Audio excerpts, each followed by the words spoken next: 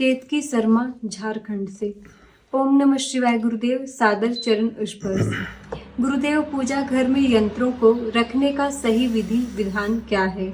क्योंकि बाहर वाले यंत्र के बारे में पूछने लगते हैं और कभी कभी टोक भी लगा देते हैं, ऐसी अवधारणा बना लेते हैं।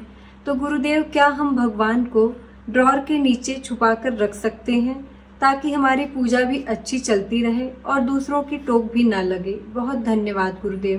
केतकी शर्मा झारखंड से। नहीं, वो ठीक बात है, लेकिन क्या हमारे जीवन में प्रायोरिटी परमात्मा हैं या वो लोग हैं जो लोग आपको टोक टाक लगाते हैं? क्या वो परमात्मा से भी ज़्यादा प्रबल हैं? क्या अगर आपको, फिर तो इसका मतलब ये होगा कि कभी आपके घर में अगर ईश्वर आ जाएं तो आप उनको कहेंगे कि आप बाथरूम में छिप जाइए या आप कहीं अंदर किसी बेड के नीचे घुस जाइए, हमारे रिश्तेदार आने वाले हैं और वो बेडरूम यहाँ आकर के बैठेंगे ड्राइंग रूम में। तो आपको अपने जीवन की प्रायोरिटीज़ कुछ निश्चित करनी चाहिए, तो चीज़ें ठीक चलती हैं। अगर परमात्मा से भी बड़ा कोई जीवन में है तो फिर उसी को प्राथमिकता देनी चाहिए और फिर बाकी चीज़ों का महत्व तो नहीं रह जाता। हाँ, प्रदर्शन एक अलग बात है, लेकिन इतने भय के साथ भी फिर बात नहीं बनती। इतने भय में भय मुक्तता पहला लक्षण है भक्त का। तो देखो ना, भक्त प्रहलाद हो, जितने भी भक्त हुए हैं वो सब साहसी हुए हैं। और हम तो कोई ऐसा काम, मतलब मुझे बड़ा ये सोचनीय विषय है हिंदुओं में।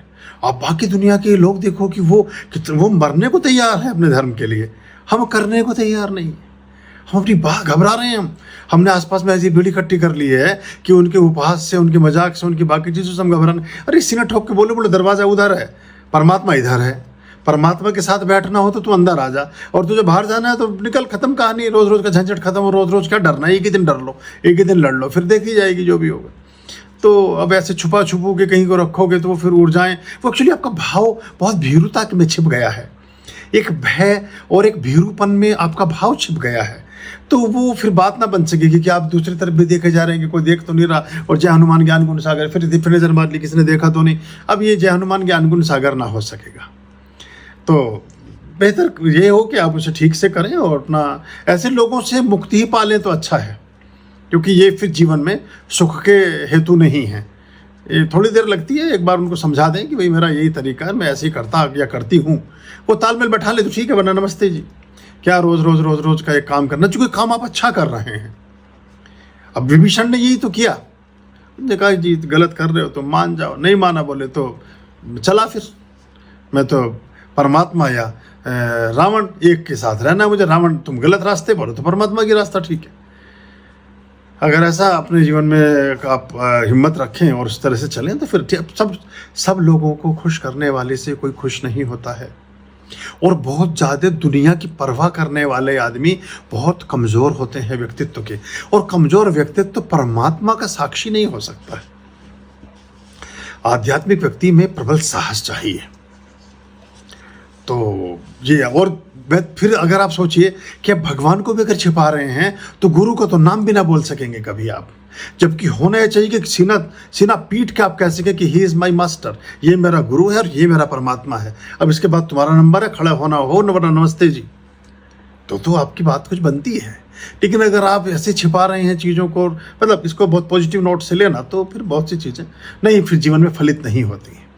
अब ये सोचने लगे अर्जुन की कृष्ण जी भी ना चलाएं रथ और महाभारत में जीत भी जाऊं, कि तुम तो बैठ जाओ डिक्की में चिपके और पता नहीं चले किसी को कि भगवान जी मेरे संग साथ हैं। कोई पता नहीं क्या कहेगा, वो तो कह ही रहे थे, दुर्योधन तो कह ही रहे थे कि माया भी है, बांध लो इसको, बंद कर लो।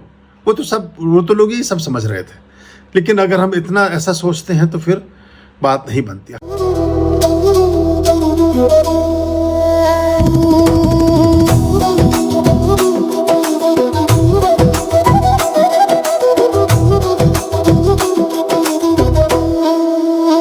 वो है समय से परे, हारे शीशों का दुख हरे,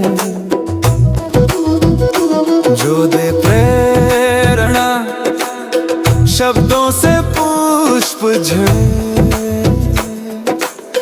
जो हो जाए उनका संसार से तरे, भवसागर से तरे, संसार से तरे, भवसागर से तरे, संसार संसार से तरे, भवसागर से तरे, संसार से तरे, भवसागर से